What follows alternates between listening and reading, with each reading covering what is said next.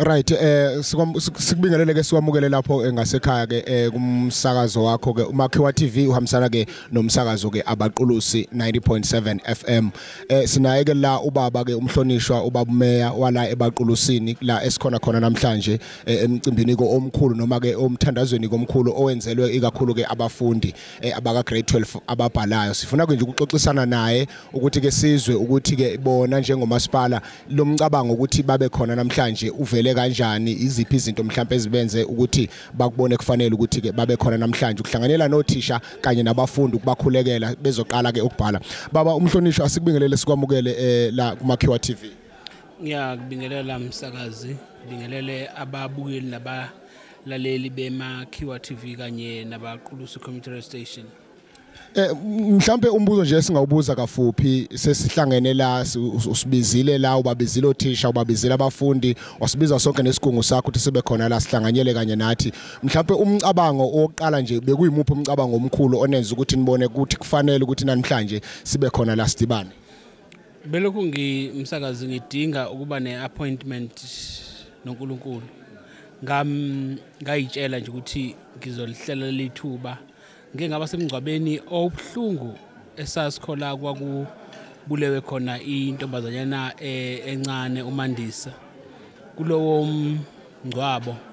ngethembisa abantu basebaqulusini ukuthi I will make an appointment with God ke sizokhuluma noNkulunkulu ngakho ke ngibone sengathi kungifanele ukuba ngikwenze nakuba kube sekukho insider nodaba lokuthi kusele insuku ezine ukuthi abafundi bakamatriculation bayobhala iphepha labo lokugcina lokuhlolwa ngathi mangabe lo mqondo sokudesela nobaba uNxumalo education nabo bathi banombono ofanayo kwabe sekuqala ke ukuba kube nalomcimbi noma lo mkhuleko omkhulu kangaka kodwa bekuyiphupho lami nje ukuthi njengabaqulusi ke sizokhuluma noNkulunkulu ngendlela ekhethekileyo nengikhola ukuthi kwenzekile kodwa namhlanje ngibe sengibika konke ukuhlupheka kwethu kuNkulunkulu nakubefundisa ukuba njalo ekseni nantambama mangabe bekhuluma noNkulunkulu basinxusela ukuba uNkulunkulu asiphe inhliziyo ezihlanzekileyo ukuze sikwazi ukuthanda sinakekela abantu bakhe kodwa futhi kunedemoni elikhona leingozi demoni lokubulawa kwabantu nedemoni ke lihlasela izingane zethu leli sokuba kube ngathi zinemoya engalungile zikhale sigcine ziphazamisekile ezifundweni siyamethemba uNkulunkulu umsakazi ukuthi kusuka manje kuzoba nokuthula emaklasini ezikoleni abafundi belungiselela ukubhala kezinsuku ezine noma sebeze baqala ngoba kuyiprocess ende futhi siyethemba ukuthi imphumela kamatriculation kulokhu izokhomba ukuthi siyicela uNkulunkulu ke angeke angasiniki lokho esikucelile uma ngabe sikucela ngokukholwa. Maningi ama challenges abhekana nabafundi ngalesi sikhathi sokubhala babumeya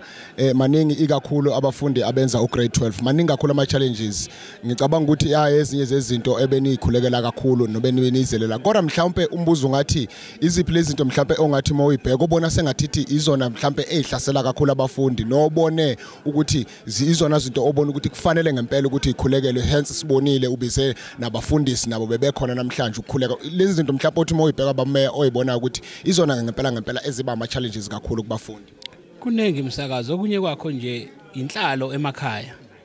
Imizi abafundi abaphuma kuyo kuhlushekiwe abanye babo baphuma baya esikoleni bayofunda baze bafike ku matric kungekuhle ekhaya is whether abazali abasebenzi baphila ngemali yama grant nayo engenele ngoba uthola ukuthi umbona lapha nje kwa matric baningi abanye azalana nabekhaya uthola ukuthi omunye ngempela uvuka esikoleni engenakho ukudla azokudla wethembele kwi-feeding scheme yesikole naye egcina ingahambi kahle kube khona ukungethembeki ko-service provider abanikezwe amathenda okunikeza abafundi ukudla ngakho ke sikhulekela ukuba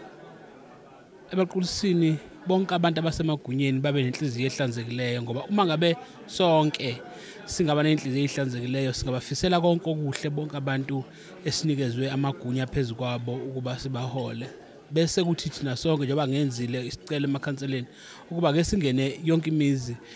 ke si-adopthe ingane kunengane ingenabani kodwa sibona ukuthi zine potential yokuba into engcono emphakathini ngelinye ilanga sifisa ukuthi umuntu oyoba umanager kamasipala uma uMesidlamini engasekho la kulomkhandlu ke kube omunye walabafundi abala namhlanje futhi sikhulekela ukuthi kube umfundi oqhamuka emzini obudelelekile ukuze uNkulunkulu ayibonakalise kithi ukuthi yena akaboni ngendlela thina esibona ngayo ngakho ke sibakhulekela abafundi bethu njalo nje ekseni nathi emkhandlweni kuze bayaqeda ukubhala sizoba naso isession yemzuzu emihlanu ukuba sibakhulekisa abafundi bethu ngeke sigcine ukukhuleka namhlanje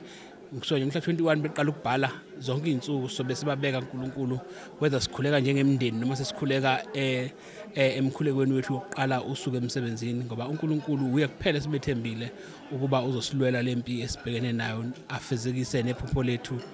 njengabaqulusi. Amagama akho okugcina ukubafisela nje inhlanhla kabafundi sebezoqala ukubhala emensukwini engengakanani bazobe beqala ukubhala nje awakho nje okugcina mhlawumbe ngayo mama.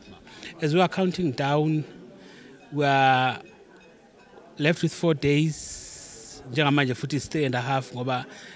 usuku lwesine seliyaphela bangamkhohlwa uNkulunkulu uma ehambe nabo kusuka bekwa grade R wabawelisa yonke imfula baqola zonke izintaba baze bafika la bakhona njengamanje angeke abashiye masebela ngakho ke babambelele ekukholweni kodwa ke kholo ngenamsebenzi akumjabulisa uNkulunkulu abaqhubeke basebenze uthe umphathi wohlelo umfundisi uNgcobo they have to work not hard now but smart ngakho ke abahambe bayoyibuza ukuthi yini abakwazi ukuyenza kangcono bese befocusa kuyo uNkulunkulu usethembile nathi njengabazali babo ngathi ngiyafisa bonke abazali abakhona emakhaya ngathi bangenza impilo yabo belula uma bebenemsebenzi abayenza njalo abazali bathi ukuba release kancane laba abenza umatric ukuze bafocus kakhulu ekufundeni baphinde futhi bafocus kakhulu ekuphumuleni ukuze imizimba yabo ingabi too much overloaded ngenxa yezinye istress ezikhona bese kuthi nasemakhaya nje ipeace iyamlekelela umfundi ukuthi azi nje ukuthi ekhaya kuvunguza uthando kubazali kokunye abafundi bake bajabule kungekho lutho ekhaya kodwa makune peace ekhaya kusuke khona konke ngakho abazali akuliwa phambi kweingane akuxatshana phambi kweingane laba basuke bebuya baye endaweni zokucima ukoma abangabuye ebusuku sebezobangela ingane umsindo ngesikhathi ifunda is very distracting indlela esuka ikhona ekhaya ngakho njengabazali nathi sine role ufuna sidlala ukwenza i-environment yokufunda ibe conducive to abafundi bonke kodwa in particular umatric kulesikhathi esikhuluma ngaso. Bamkwali siyabonga kakhulu baba.